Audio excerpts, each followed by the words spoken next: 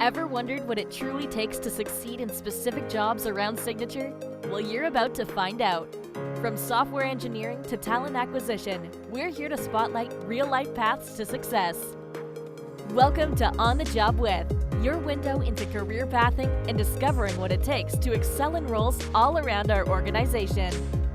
Your host and Signature Edge producer Addison is diving deep into the heart of career exploration and hearing personal experiences from people's journeys to career excellence.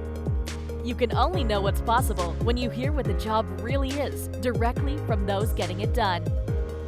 So, if you're ready to focus on career pathing and discover the steps that led our guests to where they are now, buckle up and tune in to On the Job With. Hello, Signature Performance, and hello, listeners to On the Job With. This is your host, Addison Stoddard, and I'm excited to be here today with one of our awesome operations managers, Rachael Lewis. Rachael, how are you doing today? I'm doing pretty good. How about you? I am doing well myself. It's our usual Friday recording time. I think we're going to have a great, sunny, beautiful weather day. Rachael's here in Omaha with me as well, but we're going to have a great conversation before the weekend starts. Rachael, I was talking to you in the pre-interview. You are one of our operations managers, and I think having an operations manager is a very, very valuable person to have on the podcast. As an operations manager, you're sort of one of the first leaders that our CSRs or customer service representatives deal with within Signature. And I want to hear what it's like to be on the job with you. So, Rachael, let's kick this off.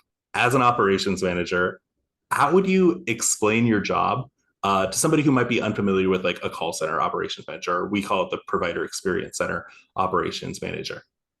So I would say that as a manager, my job is to, oversee the day-to-day operations of my team, make sure that production standards are being met, and also making sure that we're coaching and guiding our associates towards those professional goals that they may have, and also while making sure that our clients are being helped as efficiently as possible. As a manager, we help with a lot of different things for our associates, one of them being like resolving any issues that arise throughout the day. And then we kind of work together to try and implement new strategies that will effectively enhance the workflow, production, and the performance of our department. I loved what you said there about coaching and guiding. According to our directory, you have 27 people that report to you. Can you tell me, how do you build a trusting environment where people feel comfortable talking to you about any issues they have or goals they might want to achieve that you can help them with? That's always been one of my top priorities is I want to make sure that my team will feel comfortable coming to me with any issues that they may have. So honestly, it's just a lot of conversations and reassurance, letting people know that, I'm here for them. I may not be able to answer as quickly as I would even like, but if you send me a message or an email, like I will get back to it as soon as possible. If you need to have that one-on-one, like vocal conversation with me about something, I will do my best to make sure that they're feeling heard. If they had a question, then, make sure that they fully understand the answer before letting them leave. And, making sure that they're confident in the answers that I have given. Or, so that way they're confident in their abilities to continue to do their work. I think that's a great perspective to take on the people you work with, is to make sure that they feel confident and empowered to do the work they need to do for our clients. So, similar question, how do you personally define success in your role?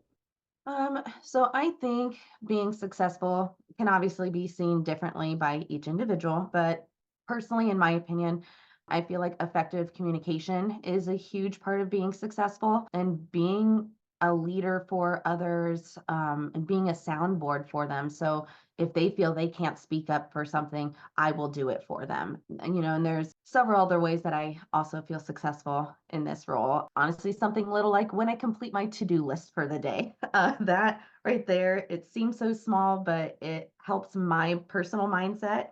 Hearing any compliments from my team or coworkers, just letting me know that I'm still on that right track really helps me. And honestly, knowing that I've left a positive and like a lasting impact on anyone that I'm talking to, or helping.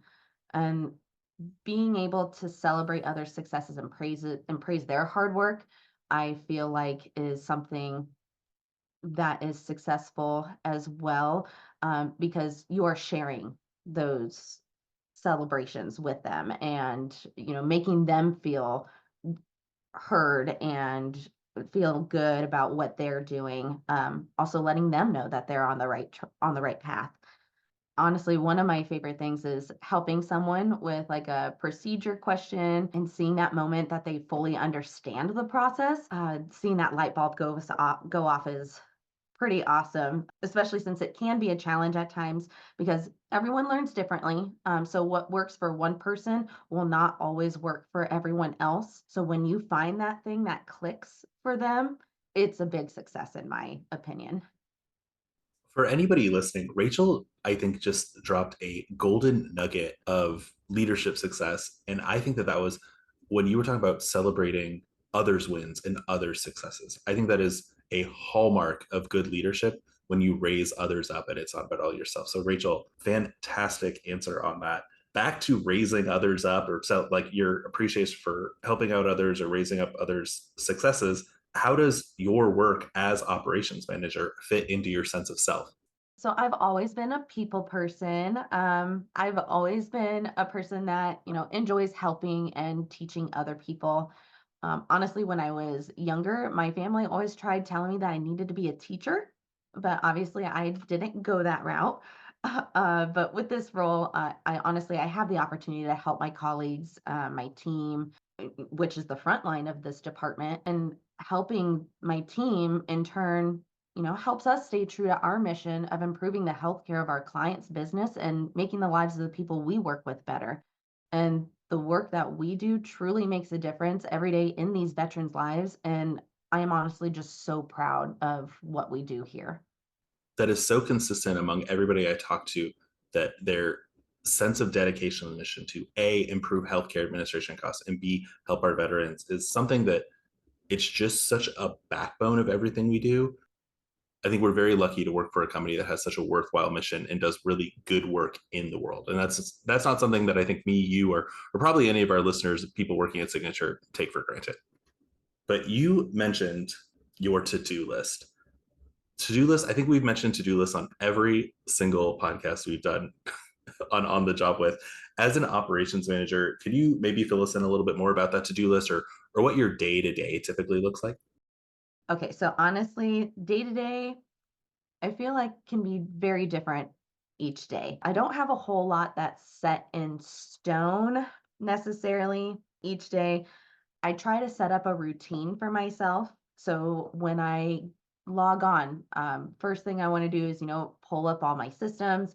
And then I'm trying to check like PTO requests, checking my email, logging into community, reaching out to associates if I need to, just to, see where they're at, how they're doing. Obviously, as a manager, we have meetings. Who doesn't? We do have set meetings each week that we join. We have monthly meetings. I have a monthly meeting with my own team as well.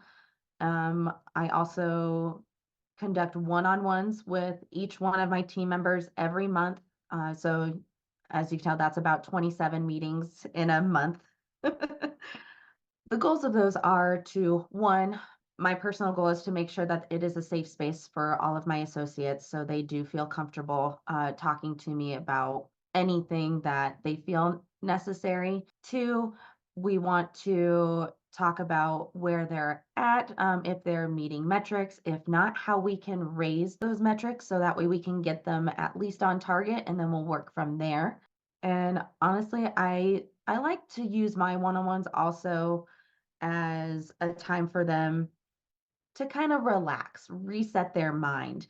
So that way they just have that short break away from some work things. Obviously, after we've already talked about like the goals and where they're sitting, but the rest of the meeting, I do like to have make sure that they make sure that they feel refreshed before they go back to doing their daily tasks as well. I like that aspect of you prioritizing the associate as a person. Thank you for demonstrating that it's not just numbers and metrics and performance, making sure that they feel refreshed and recharged. They can come to you, have that time to reconnect, build a relationship with you as their manager before they head back to their roles and responsibilities as customer service representatives. Speaking of which, you have a very interesting career path here at Signature in terms of being able to see the role from a few different perspectives. You actually started here as a CSR yourself. Can you tell us how your understanding of success in your job has changed over the different stages of your career? Yeah. So as a CSR, success to me was knowing that I completed my notifications correctly and efficiently. Seeing a score of 26, which is 100% for us, was always my goal. So whenever I reached it, that to me was success at that time. When it became a lead, success kind of changed for me.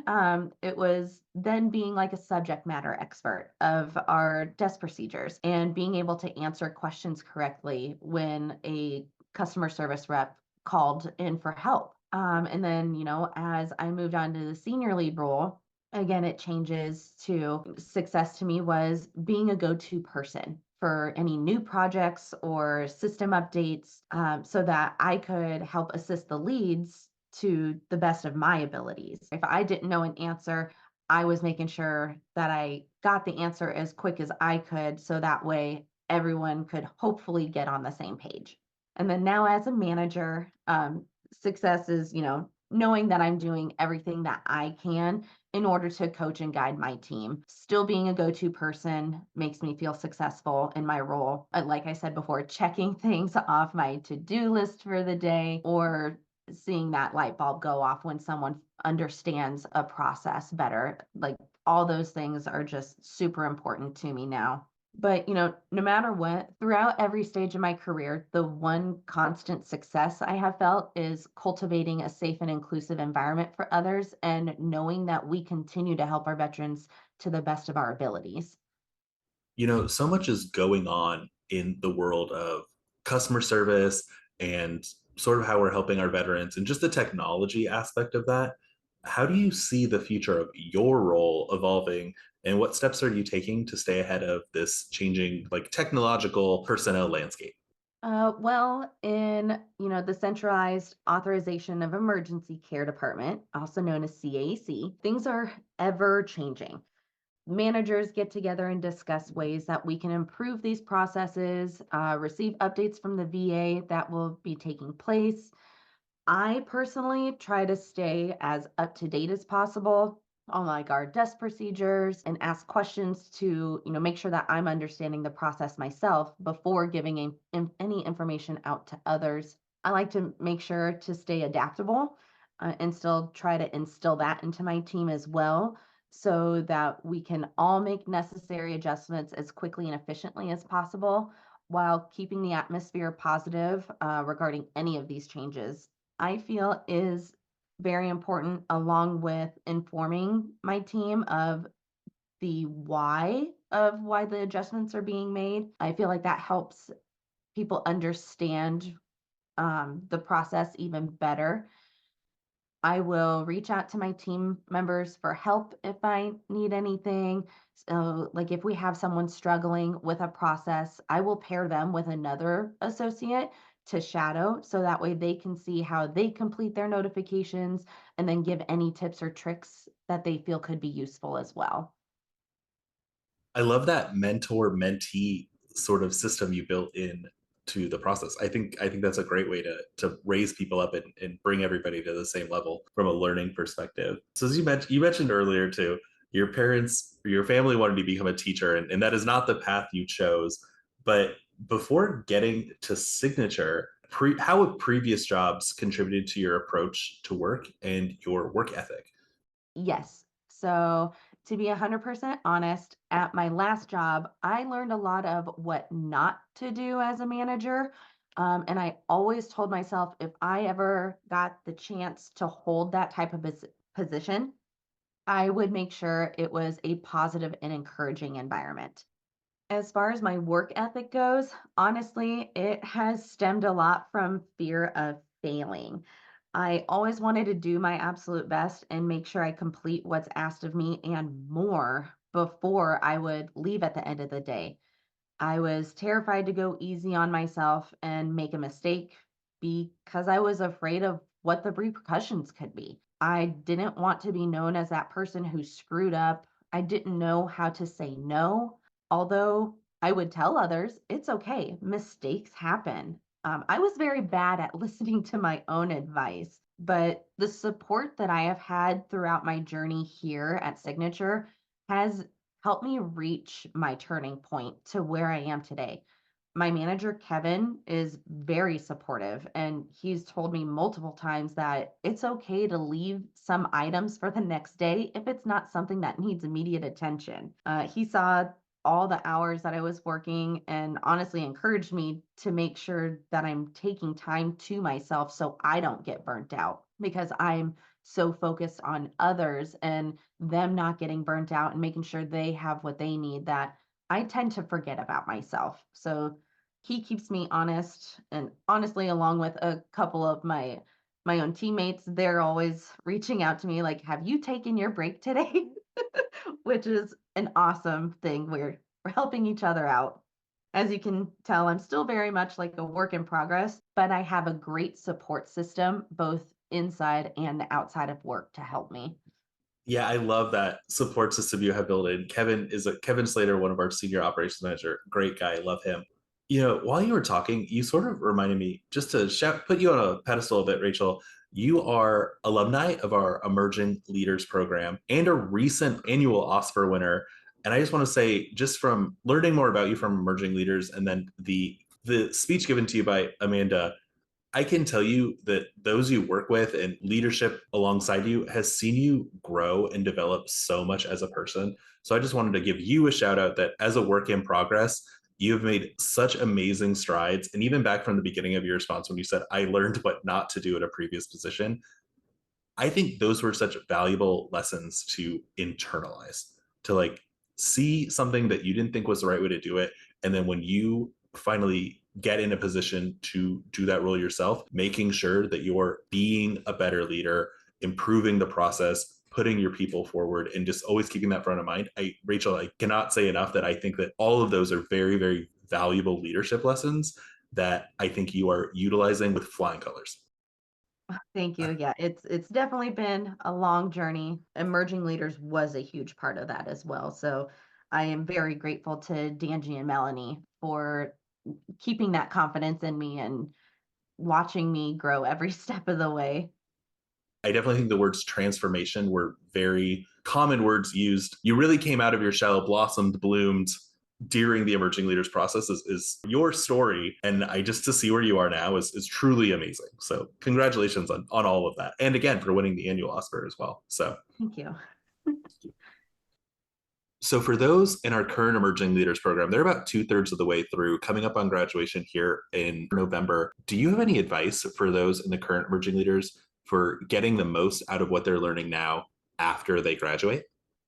Yeah, after graduation, just make sure that you continue to push yourself out of that comfort zone, continue to build relationship with others and encouraging people around you. Raise your hand for opportunities that come your way. Try your best to keep that growth, make sure you're being kind to yourself. Don't dwell on your failures. We'll just accept them and move forward.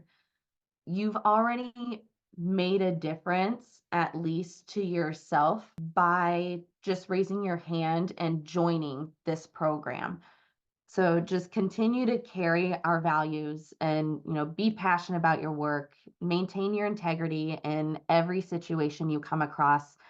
Have that courage to tackle any problems that you face and treat yourself and others with respect. This chapter of your story with emerging leaders, but your journey will still continue. You've mentioned it quite a bit, working with people who report to you, working with your fellow leaders, Kevin, Amanda, those sort of people, to the mentorship mentee program you have on your own team to help people out. It sounds like you have a pretty strong approach to collaboration and teamwork within your role. What about that do you find most rewarding when it comes to working with others? So the most rewarding part, honestly, about the collaboration or teamwork is, watching everyone come together and just seeing the support that everyone receives. We are all striving to make sure that we're supporting each other and make it known that we are here for everyone. Can you share a recent problem or challenge you've been tasked with and describe how you tackled it? Did you have to innovate or adapt or collaborate with anybody to achieve success? So I wasn't tasked with this by anyone necessarily besides myself. It's kind of something that I decided to help take on. But last year, I did help create the crisis call simulator. It was created with both of our veterans and our associates in mind. Sometimes we receive those difficult calls where a veteran is in crisis. We don't have the proper training to effectively help the veterans in these situations. We do have a protocol in place, but since we don't come across these calls very often, the process can be easily forgotten on what they need to do in those high stress situations. So, to help with this, the training department has been conducting crisis call trainings every quarter. And this simulator is given to every associate so they can use it to build that muscle memory of what steps need to be taken in order to help get the veterans connected to that crisis line in a more efficient manner. As far as innovate or adapting, I became very familiar with PowerPoint while helping create this. I made sure it worked exactly the way we needed it to. If I didn't know how to get a certain function to work, I would Google, YouTube, or just play around with all the settings until it did what I wanted. Both parts of that response were fantastic, Rachel. That first part about taking the initiative to solve a problem when it comes to these crisis calls and making sure that our associates are trained. I think that was a great way to stand in the gap and really help solve a problem. And then that second part, maybe something that's a bit more approachable for others listening to this podcast, is just becoming self-taught. I mean, Google really can teach you anything within reason. I mean, with your PowerPoint skills or knowing how to do something, just looking up on YouTube. Huge fan of both those responses. I use Google and YouTube every day to do my job. So I love that you do that as well, Rachel. One of my mottos is when in doubt, whip Google out. Title of episode. Could you tell us what impact you hope to continue to make within the organization and with the people you work directly with? Overall, I always hope to leave a positive impact both within the organization, my team, coworkers. As a leader, I do my best to live by our core values of passion, integrity, respect, and encourage others to do the same. As I've said before, I strive to create a positive and inclusive work environment, which is well known in our work culture. Those are great goals to strive for when making impact here within the organization. Outside of the organization, how do you see your role positively affecting the world outside of Signature? Well, as a whole, our goal is to lower the administrative costs of healthcare by ensuring the work is being done effectively and efficiently at Signature. It has made positive impacts for our clients and help us move closer to that goal. But on a more personal level, every step of my journey here has helped me become more of a confident person outside of Signature. I can make decisions for myself easier and others if they need that help. I'm more positive and feel the happiest that I have been at any other job, which in turn has helped with the positivity and being happy outside of work as well. Throughout this interview, Rachel, it sounds like you've really found a great sort of feedback loop of using your strengths, having a mission, serving others. And it just sounds like that's really just building on itself and you're just growing into more and more of a positive, more confident, more capable person. I can't wait to see all the things you do within Signature and then how your growth here helps you sort of accomplish more in your own life and outside of Signature. Rachel, I really want to thank you for joining me during the recording today. I think your insights, experiences, and just the story you had to tell our listeners about how you got to be where you are today has been really insightful. And I really want to thank you today for joining us on The Job With. Yeah, thank you for having me. And thank you, listeners, for tuning in, downloading, and subscribing. We can't wait to see where we go next on The Job With.